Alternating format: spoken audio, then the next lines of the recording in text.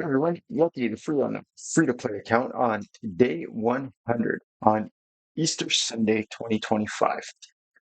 Easter, in case you didn't know, and I just looked it up out of curiosity, was originally the Easter Bunny, anyways. It's like a pagan tradition, and it originated from Germany, and it predates the Christianity celebration of the resurrection. So, like the Druids or ancient Anglo-Saxons celebrated some form of a spring fertility. I think if you look it up, there's a hero in our game called Eostrid, and she's like the derivative form of that celebration's deity or god. And I think it was a very similar name. I forget how it's spelled, but Eostine, I believe. I forget. It's the spring goddess of fertility.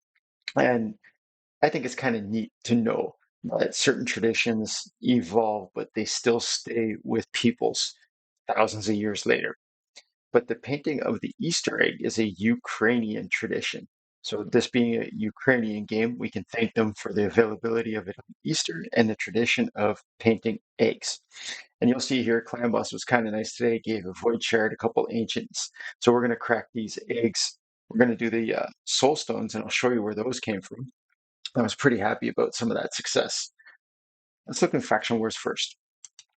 And I'm starting to get past a certain threshold now where that stage 14 boss, at least to 1 star, holds you back from like an easy another 6 stars on most of these faction crypts. And that was the case with my Shadowkin. So yesterday before reset, I was able to pick up 7 more stars and I got this 765 star Void Shard. And I pulled a pretty nice epic, and I'll show you in a minute who it was. I tried my Sacred Order again today for a few tries. I don't want a 6 star anybody currently out of them, so it's kind of stuck at 60 stars. I re-geared Frostbringer, but maybe next time that it's open, next cycle, I'll get into that. But if you start looking, I have 39 on the Undead Horde, 41 on the Skinwalker, 41 on the Demon Spawn, and 39 on the Bannerlords. And I have all the heroes needed to pass those thresholds. For the Ogryn, I don't know, but the Bannerlord and the Undead Horde should now be able to get past that stage 14 boss. And I don't know about Skinwalker, but I'm going to fuse a Yuzan, so he might help. So day 100, 766 Faction Wars stars. So Miscreated Monster definitely helped push in the, what do you call it there? The Knight's Revenant. So I've got him sitting, he needs 3 more for his A1 more book for his A2 more for his big cooldown A3. But his masteries are almost finished. You can't get the T6 until you have a 6 star hero. So I need 350 to get his War Master, and that's definitely something you want for the Spider's Den and his big shield. And this Sniper Mastery that increases chance to apply that stun debuff, especially on the Spider's Den by 5%. He will be a maxed mastery hero. And many people will tell you, you have to do this for free to play or you're not being efficient. I don't care about any of that shit. They'll also tell you not to get max masteries. It's a luxury to get the other two. I don't believe in that shit either. I want to play the game how I want to play it. I want to be successful. So most of my champions, you'll see they're short just one of them. That's kind of like it's not a necessity, but I'm going to pick it up like this Spirit Haste. I will start picking it up for Tagore. Once the faction wars are all complete, my focus will be my maxed out champions I use everywhere to max their masteries entirely. It's definitely worth it. And you will see if you stay along with this series, you'll see it quickly. Now, the person that I summoned with the Void Shard yesterday, it just YOLO'd 1 shard, Ostrox Boneglaive. And I definitely need this type of a champion for the Undead Horde. But also, this guy is a Hydra god. Check out this kit. He's got a fully booked 100% chance to transfer a random debuff to the target. Then he heals the lowest HP ally by 10%. This is always a 3-turn cooldown or 3-turn debuff in Hydra. whether you have one head up and three dead or whatever, they all count as four enemies that are alive. You can't kill the head, you can only decapitate it. So if you get this up with your books, it's a 100% chance from a void epic to always apply a 3-turn block buffs. That's massive. That just, you can have the head of blight up and just laugh at it. Okay, this guy's kind of like the equivalent of Inquisitor Chanel, who makes the head of torment that fears everybody irrelevant. This guy blocking the buffs. They can steal your buffs all you want. The head of mischief, irrelevant. The head of blight that puts on that poison cloud, irrelevant. Okay, huge hero. Whenever an enemy also attempts to place a debuff on him, he's got a 20% chance to reflect it back. So that includes the head of torment, because this guy, it's an attack one enemy here, but then this is an AoE. So he also has a revive, and he puts a increase accuracy buff on the allies. Or sorry, he removes a random debuff, not a revive. Sorry, random debuff.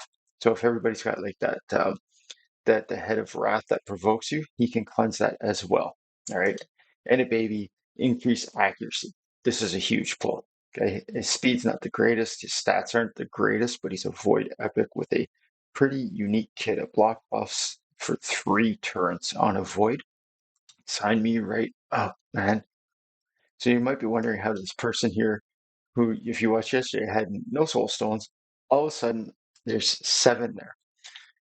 Well, yesterday, finally, with a maxed out Stag Knight, I did stage 12 on Iron Twins. Stage 13 was close, but there's no point for me to try just to waste energy and keys on 13. I can't get it done. But you get 6 of those soul stones from beating stage 12 for the first time. And having Stag Knight able to apply is A1 all the time. Huge. I can buff everybody all I want. Let's collect my gem mine. So probably after reset, because today on login, there's 100 gems coming and resets tomorrow. This should be a maxed out gem mine. So it took maybe, I think it's been a week, a little over a week, and 1,500 gems. Boom. After that is maxed out, you're starting to make them back, and it's going to come back. These gems pile up quickly once you start getting, maximum chests from Nightmare and Ultra Nightmare every day. Let's do some shard pulls. And in the progressive chances, whoever this guy is, I forget, but he's an awesome, I think it's a dwarf. And this, I forget the name of him, but he's an excellent hero. I'm getting 2 blue chickens for Easter more than likely here. But, sometimes stranger things happen. Berserker's okay for you if you need somebody for barbarians when you start out. He's got a nice AoE that stunts on his A3. Hey, no way, man. I already have a Elijah. That means I get to keep this hero. I need her on my main for the Lady Sukmakagi fusion. But anyways, Elijah's a good champion. I can't believe it gave me an epic. So there's a 30% chance to counterattack. Booked, it's 50 anytime a lizardman gets attacked.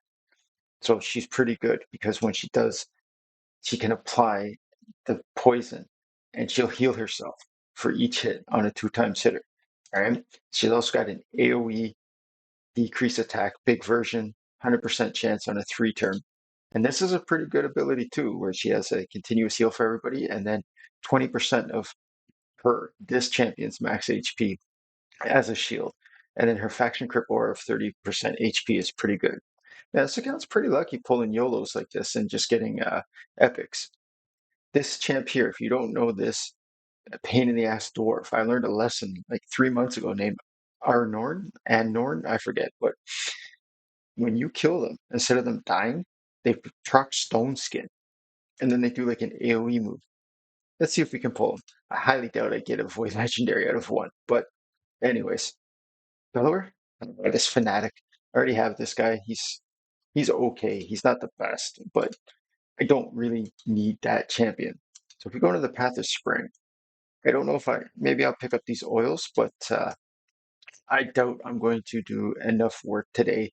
Maybe I'd get 30 brews, but I think it's better if I pick up some of these lesser oils with you today. And then I'm sure I have them for when I need them. If you have 1,000 on hand, it's going to be pretty good. That's actually, you know what? There's not much going on Otherwise, there's not a champ chase coming, and I don't care. We're trying to tank our clan v clan. So let's do the summoning of Yuzon and Archmage Helmet today. So that's pretty good. Now, this guy looks actually kind of cool. Not bad, not bad. You can look at his kit. It's available for you. Same with the Archmage Helmet. I can't stand red dots, and I need this guy for the Banner Lords. As you saw, there's 39 stars. This dude is going to get me past that. So once you get him third star Ascension, you can't reduce his turn meter. He's immune to turn meter. Okay, a little bit of a speed boost in arena, but this is big. Increased speed, crit, and crit damage. Then this A2, he attacks all other enemies after he hits the first one, and he's got a 50% chance on book to stun. Anybody that doesn't get stunned, 20% chance to reduce their turn meters. Not bad. Not bad. Anyways, no more red dots in the portal for me. Let's go through this wish list and see who I have in here. So I think I'll keep who I have. You know what? I should probably take you out and try to pick up some Ostrikes. Let's see if I can find Ostrikes. They're there. Cool name. It just kind of rolls off the tongue a little bit, eh? Ostrox Boneglaive. But yep, good enough. Wish you all the best on anything you've done this Easter, your family. I hope they're doing well. I'm going to do 7 singles because obviously I don't have 10. Wow.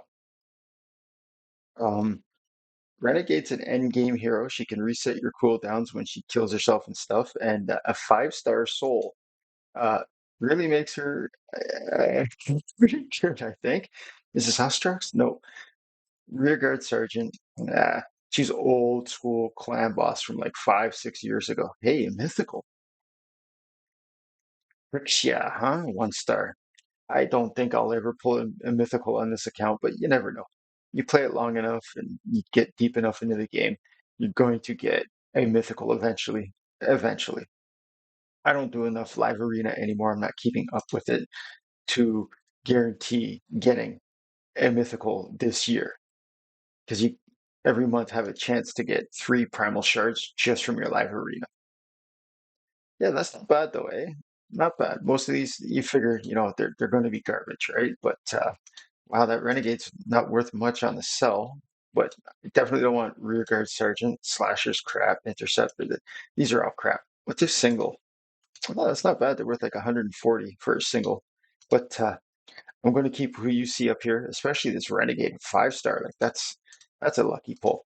She's actually really good for the end game stuff. Again, wishing you all the best on your Easters, and now that I've got Archmage Helmet on the count, I believe the Banner Lords are going to pick up, 7 more stars as soon as possible. And maybe that Ostrox will help me in my Undead Horde as well. Start getting closer to that 800 Faction War stars. This was Yaki the Free on day 100. Happy Easter, everyone.